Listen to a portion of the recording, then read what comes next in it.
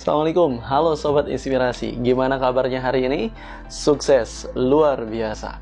Di video kali ini, saya ingin berbagi inspirasi, berbagi tips buat kamu pelajar di seluruh Indonesia.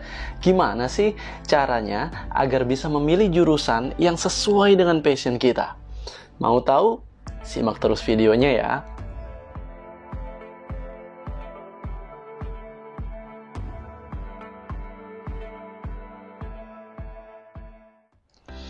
Sobat Inspirasi, kalau menurut kamu, memilih jurusan itu penting gak sih? Ya penting lah. Kalau nggak penting, kamu pasti nggak akan nonton video ini kan? Tapi jujur loh, menurut saya pribadi, memilih jurusan itu sangat penting. Kenapa sih penting? Karena itu berkaitan dengan masa depanmu. Kalau kamu memilih jurusan yang menurutmu gue banget, menurutmu elu banget, so pastinya itu akan mendukung karirmu di masa depan nanti. Terus kalau kuliah bukan dengan jurusan yang gue banget gimana emang Kak? Ya bisa-bisa aja, tapi ketika kamu menjalaninya pasti nggak akan 100%. Pasti akan setengah hati, bahkan kamu akan memilih untuk melirik jurusan yang lain. Nah, kamu jangan sampai seperti itu. Ingat, memilih jurusan itu sangat penting.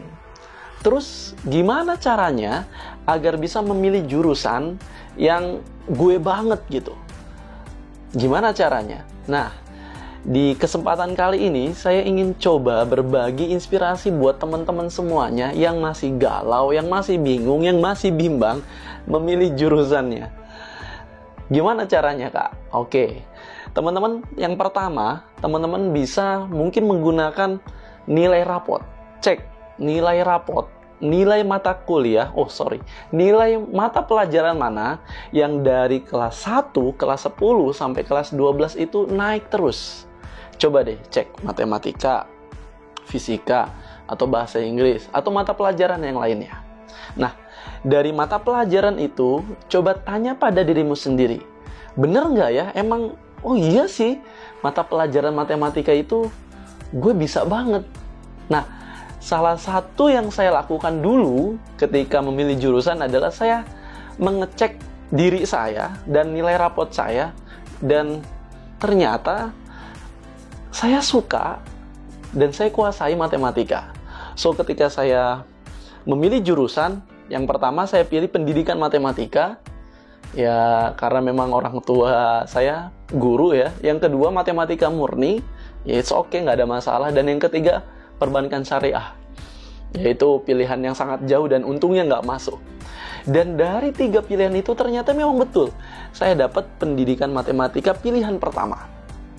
Nah, teman-teman bisa cek di nilai rapot.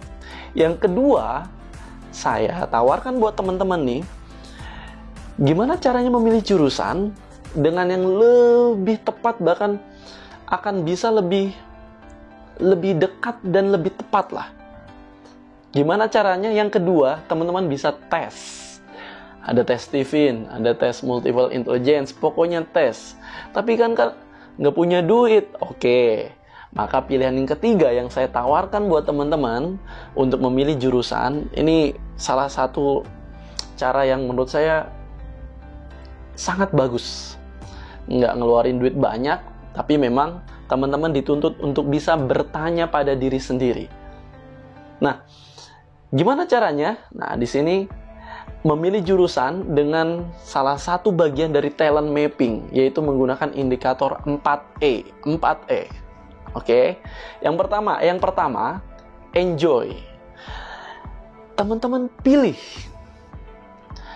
jurusan yang teman-teman bisa menikmati aktivitas yang teman-teman lakukan itu.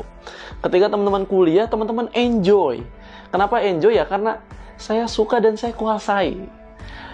Nah, teman-teman list, kamu bisa list mana mata pelajaran atau mana jurusan yang kamu sukai. Enjoy. Kalau saya list tadi matematika, pendidikan matematik, nggak jauh dari matematika. Bahkan sebenarnya kalau saya berpikir, wah, seharusnya saya bisa masuk statistika. Bisa saja karena masih berkaitan dengan matematika. Dari mata pelajaran itu bisa berkaitan mana ya jurusan yang tidak jauh dari pondasi atau dari modal mata pelajaran yang kita suka dan kuasai. Enjoy. Saya enjoy banget sama matematika. Kenapa? Ya karena saya suka dan kuasai, dan akhirnya IPK pun mempengaruhi IPK. S1 saya 3,74. Mantap kan? Dan S2 saya karena memang sambil kerja akhirnya 3,47. Tapi itu semuanya di atas 3. Coba bayangkan kalau saya nggak suka, kalau saya nggak enjoy.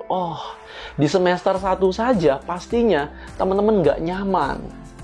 Maka jangan sampai ikut-ikutan milih jurusan yang dipilih oleh temanmu.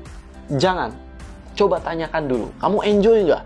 Nah, yang kedua adalah excellent. Yang kedua, excellent. Apa sih excellent itu? Bukan sekedar enjoy dan tapi hasil dari aktivitas yang kamu lakukan itu hasilnya bagus banget. Bagus banget, excellent. Sebenarnya sebelum excellent ada yang kedua tadi, mohon maaf kelewat, yaitu easy. Jadi enjoy, easy, excellent. Gimana easy itu? Easy, mudah. Maksudnya gimana sih, Kak? Ya, kamu mudah melakukannya, tapi sulit bagi orang lain. Menurut saya matematika mudah banget loh. Ngerjain, tapi menurut orang ketika ngelihat, kok lu bisa ya? Nah, temukan itu. Gimana caranya, Kak?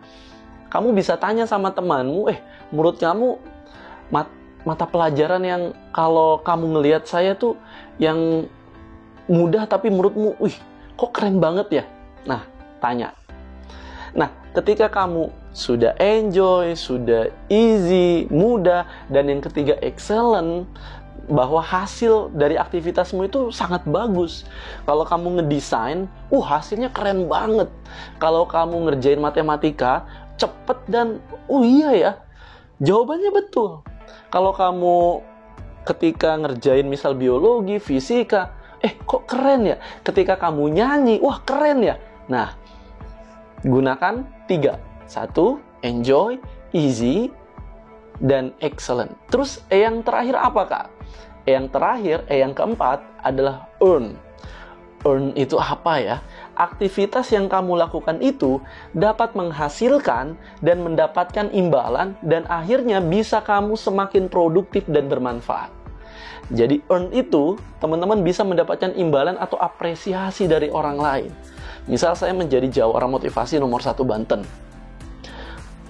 Orang-orang yang melihat saya, mereka earn, mengapresiasi. Keren, Kak. Penyampaiannya keren, desain visualnya keren, slide-nya keren. Mereka memberikan apresiasi, bahkan ya mendapatkan imbalan juga, ya mendapatkan fee pembicara. Ya kalau fee pembicara ya ada yang dari ya jutaan, bahkan bisa ya sampai belasan juta. Nah, earn. Tapi fokuslah, enjoy dulu. Temukan dulu yang enjoy mana. Di list, tulis satu persatu. Nggak ada waktu yang tepat, sekarang waktunya. Ditulis, kemudian easy, excellent, earn. Ditulis satu persatu, maka filterlah dengan menggunakan 4E. Saya pernah mengajari bimbel, teman-teman. Ada ya pelajar yang dia pengen masuk jurusan fisika. Dia suka, tapi dia nggak kuasai. Apa yang terjadi? Ya so pastinya nggak lolos.